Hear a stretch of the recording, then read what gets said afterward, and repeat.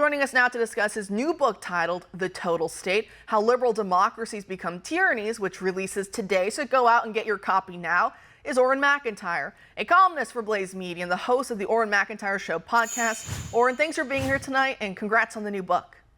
Oh, thank you so much. I really appreciate it. Great. So in a nutshell, I know it's a much wider, broader conversation, but if you could streamline it for the audience, how do liberal democracies devolve into total states? Well, the big problem we have as we look at the current developments, especially post-2020 in the United States, is we recognize that many of the limitations on government power simply did not protect us from the soft tyranny that came through the lockdowns and other means after the what do we say, the fixed election of our last round here, our fortified election.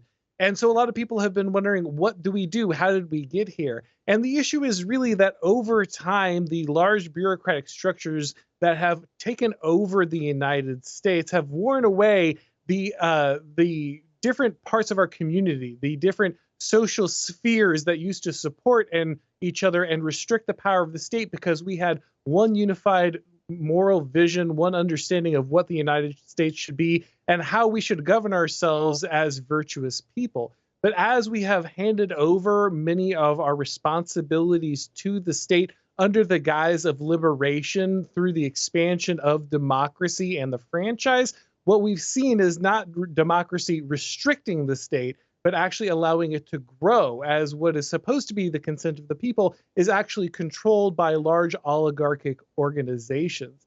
And so what we're finding is actually mass democracy, which is something that our founding fathers actually warned us about rather regularly, actually becomes a handmaiden to the expansion of power and the creation of the total state.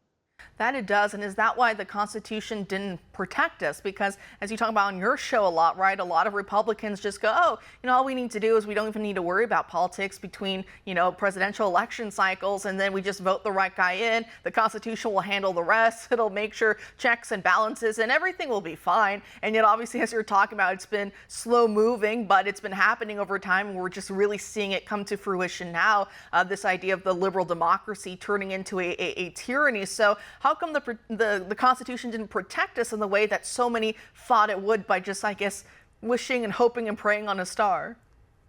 Well, we asked the Constitution to do something it was never designed to do. Again, the Founding Fathers were very clear that the Constitution was only for a moral and religious people, and it was inadequate to govern any other. The Constitution is not some magical piece of political technology that, once it's set in motion, protects us for eternity.